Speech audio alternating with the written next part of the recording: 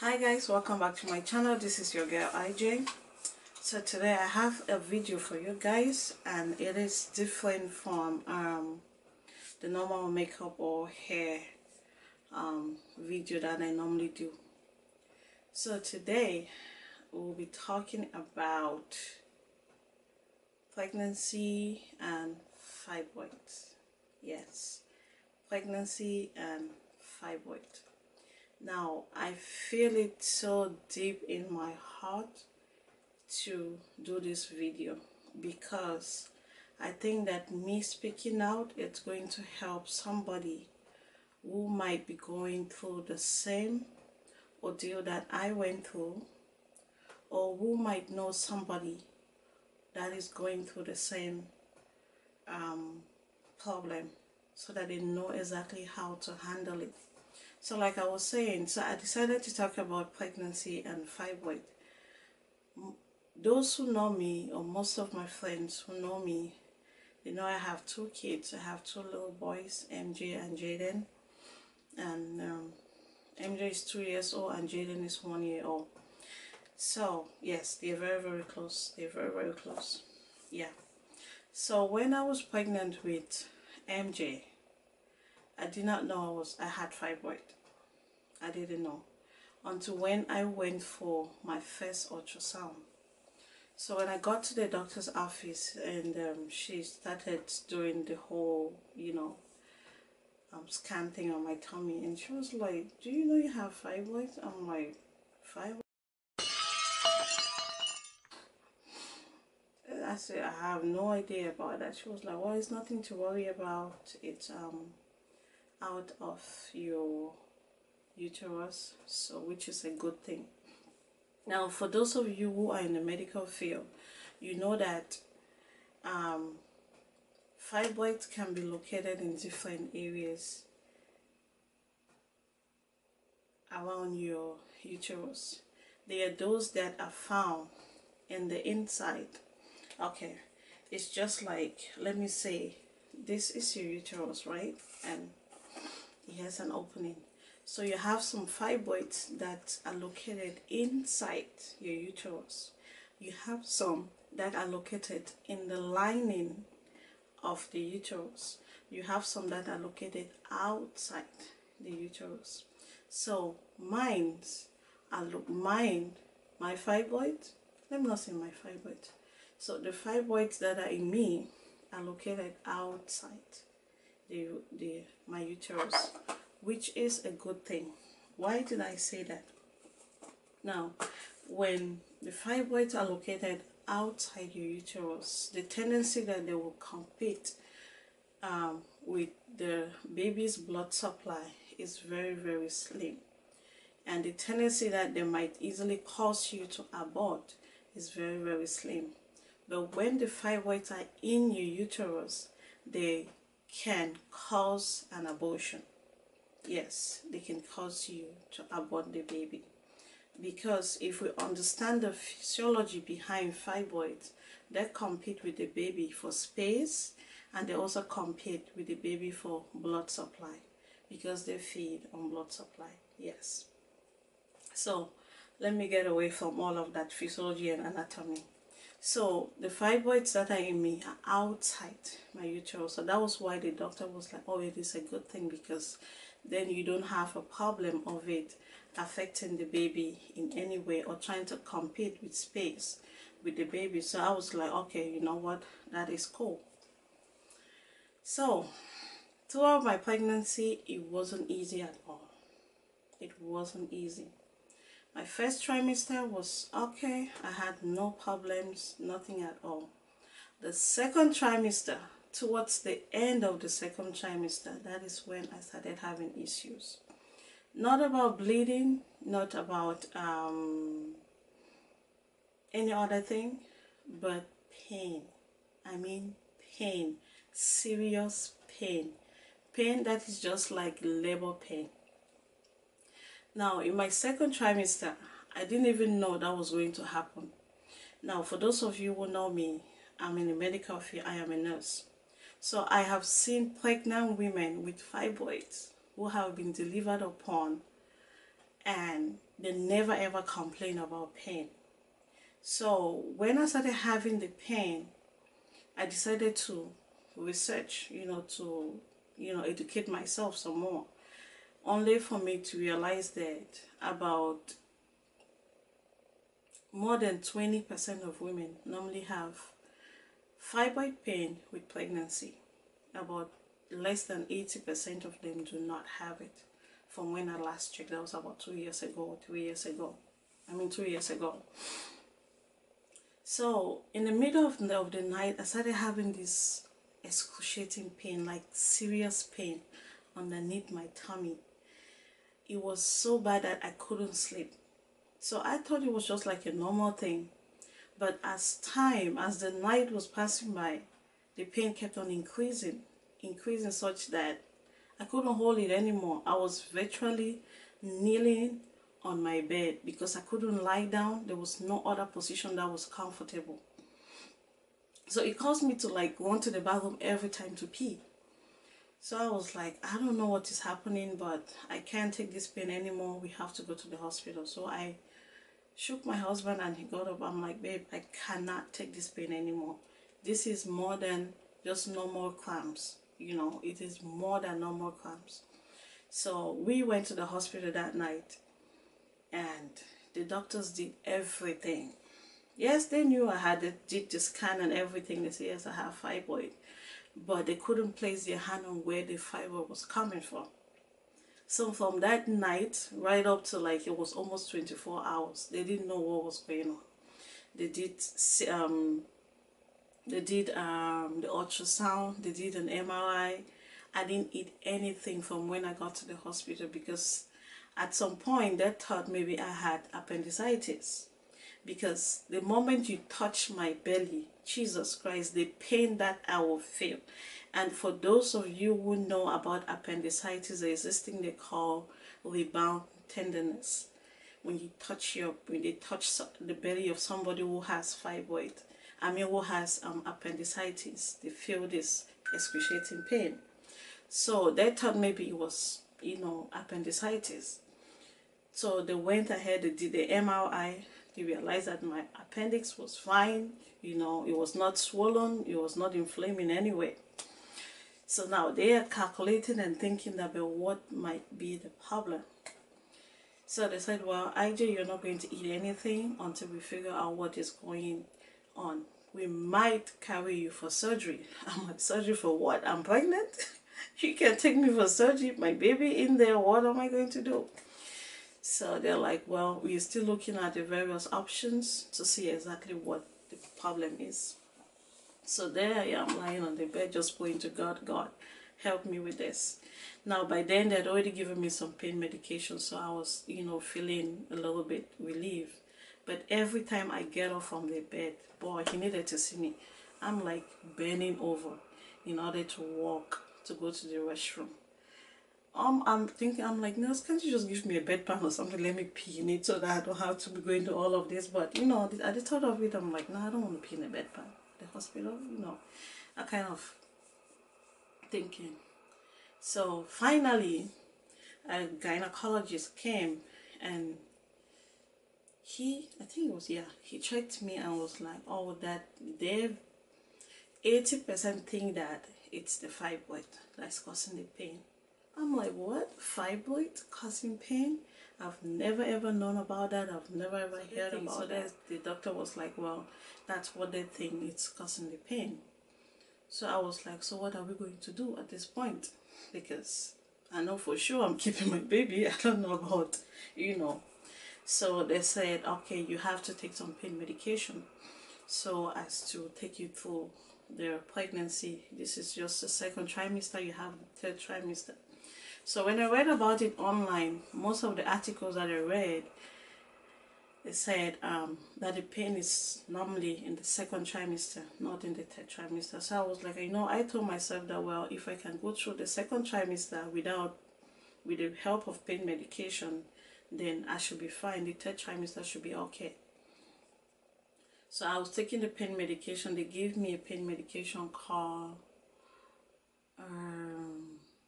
I can't remember, it was one of these control drugs, and every time I take that medication, I sleep. You know, I sleep literally like almost like the whole day, and then I get up, the pain is still there. I'm like, but no, this one is not working. So I went back to the hospital again. So then the next day they discharged me in the evening. We came back, and I couldn't still sleep that night, like the pain was still there. So we went back to the hospital. Again the next day in the middle of the night. It was so interesting that the pain always started in the middle of the night. Why at night, I can't explain. But anyway, so we went to the hospital, and they gave me another pain medication. They gave me is it Percocet, whatever. I'm going to search the name and put the name on the screen for you guys to check it out.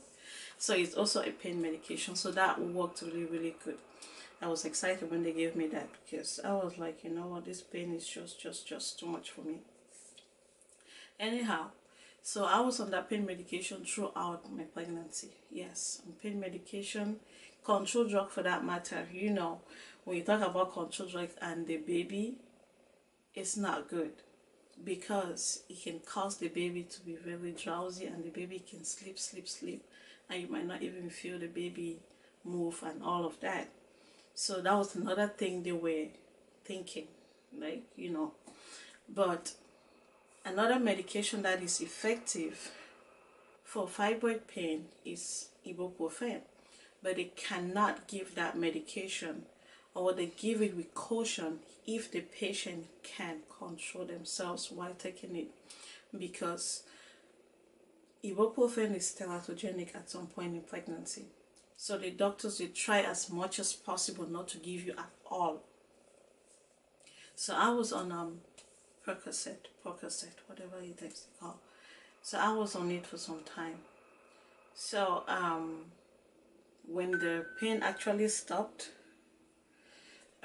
because interestingly, the pain lasted for about 2 to 3 days, and then it will cease, you know, and it will not come. It won't happen again until maybe after some time.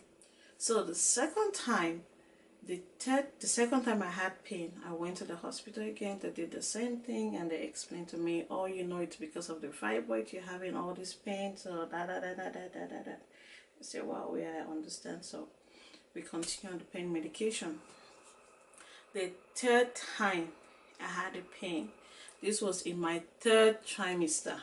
Boy, my 3rd trimester. I'm like, but when I read, they said just 2nd trimester, so how come 3rd trimester? But then another doctor told me at the hospital that there are some persons who experience the pain in the 3rd trimester. So I'm like, okay, IJ, you're one of those people, you know. So when I had the pain in the 3rd trimester, I went to my doctor's office. So when I got there, the doctors that normally see me were not there, because I came in unscheduled, you know. So now I met this doctor. It's a lady I cannot forget. But one thing I didn't take was her name. So I was crying in all that pain, and do you guys know what this lady told me? That if you cannot take the pain anymore, the only thing we can do is to terminate the pregnancy. I'm like, what? What? I've carried this child.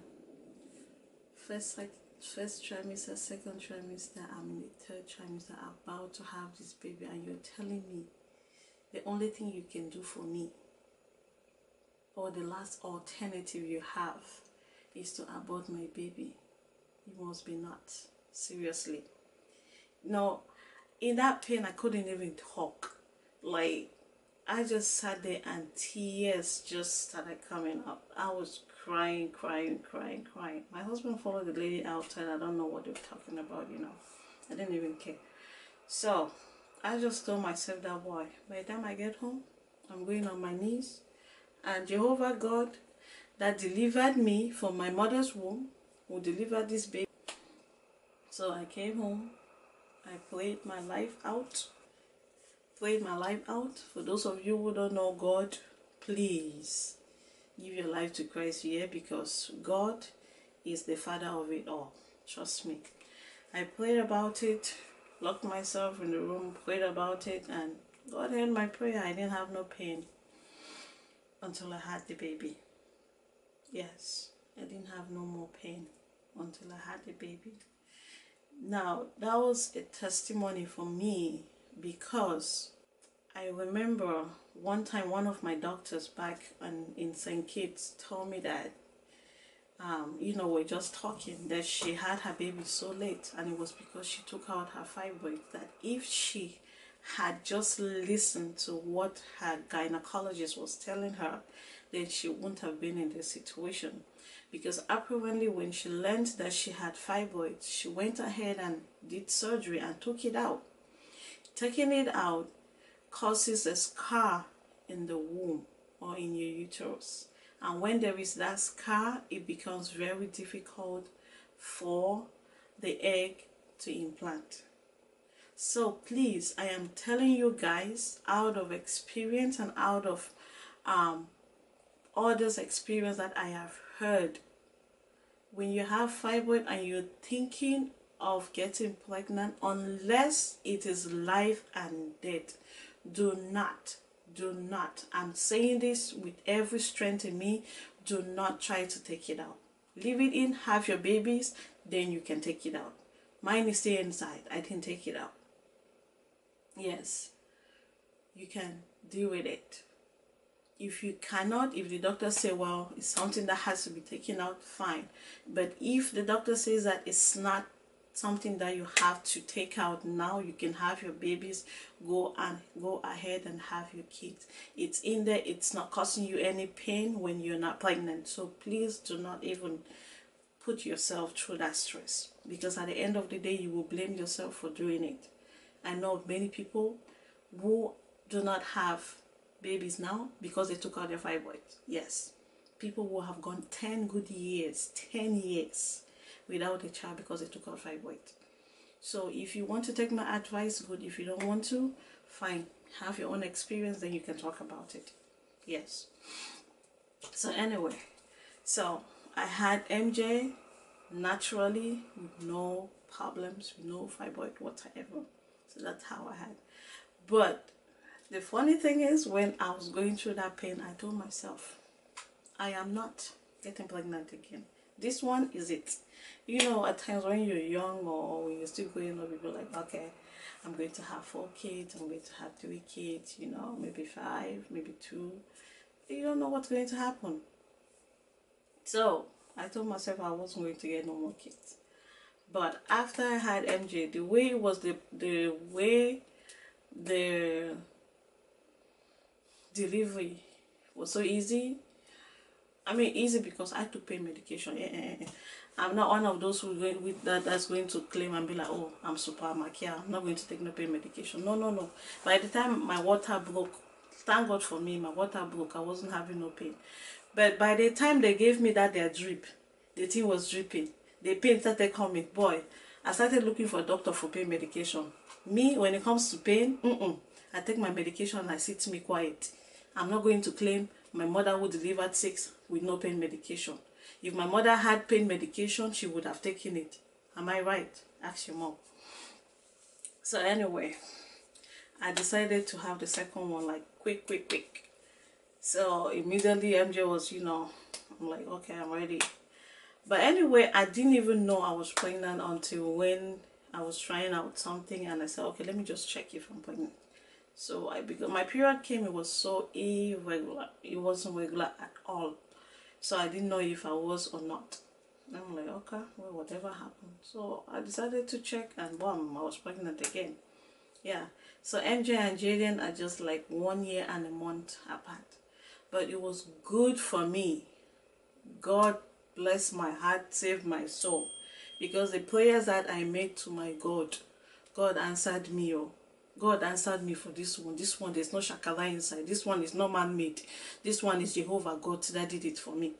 Throughout my second pregnancy, I'm telling you guys, throughout, no eye pain. Not one eye pain at all. Not one eye. I did not cry cramps. My second pregnancy was very, very nice. Was very, very sweet. The only thing was that I was tired. That's the only thing, which I can take tiredness over pain. You understand? So yes, that was my journey with fibroids. That was my journey with fibroids. I know of other friends who have had fibroids and have been pregnant. They went through pregnancy, or they you know, they will normally call and be like, okay, IJ. Because me, I say my thing, no. I know they keep them inside, seriously. It's no point keeping it inside and some other person can help you. Because we Africans, we know how to lock things inside us. And then we are dying inside. There's somebody out there that can help you. You don't even know, you know. So I know they do that one at all. When something they paid me, I tell her, I just say it at once. So that if some... So I remember one of my friends, she just had a baby recently. And she has fibroid as well. So I was kind of drilling her throughout the process. So she called me one day and she told me that she had pain. So I asked her, like, how is the pain? Like, how can she describe the pain? So she described the pain to me. I'm like, my friend, that sounds like fibroid pain. And if you say you have been going through this for the past 24 hours, then it's something to go to the doctor. You know, at times also women... I'm not saying that don't listen to your husband, no. I didn't say that. But you are the one carrying the baby. You know how you feel. So it's you to express yourself in a way that the man can understand. If you know express them like that, the man go feel like just normal something. Seriously. So she spoke to her husband and the guy thought it was just, you know, normal pregnancy. So the man say, oh, your mama go through am too, so you know it's normal. When I told her, please, she called me again. He said, IJ, these things continue. I'm like, it's not one calling me. Carry your bag and go straight to the hospital than to stay there and be, you know, be debating on if to go to the hospital or not. So she decided to go to the hospital. Her husband took her to the hospital. When she got there, do you know what happened? She was 3 centimeters dilated in second trimester. 3 centimeters dilated. If she had stayed at home, that child would have come out. Yes. Yeah. So they put her on pain medication. They asked her to be on bed rest. She was on bed rest, I think, how many days? I'm not so sure. So when she went back for the next checkup, the cervix had closed up, so she could go. The point I'm trying to drive out there is you can have a baby with fibroid. Nobody should tell you otherwise. Secondly, pray to God. If you have that kind of a situation, pray to God. What man cannot do, God can do. What man cannot do, God can do. I have seen people with fibroids in their uterus and they've had a baby successfully, naturally. Yes. So, all I'm trying to say is fibroid is real. Fibroid with pregnancy is real. It's something that can be worked out. All you need to do is to have faith in your God, and it is going to come through for you. It is going to come through for you. This is my story. Another person's story might be different, but this was what I experienced. So I just told myself, you know what, to help somebody out there, tell your story so that somebody can hear and be encouraged. The fact that you have fibroid doesn't mean you are doomed. No, there is still hope. There is still hope. There is still hope. And that hope is for you to believe in God. So anyway, thank you guys so much for watching. I'll see you guys in my next video. Remember, if you haven't subscribed us yet, go ahead, hit that subscribe button like right now. Now. Yes, do not postpone. We'll not do that one for this channel. Just hit that subscribe button and turn on the notification so that when I post another video, you will be the first to know. Remain blessed, be the lovely person that you are, and I will talk to you guys later. Bye. It's your girl, IJ.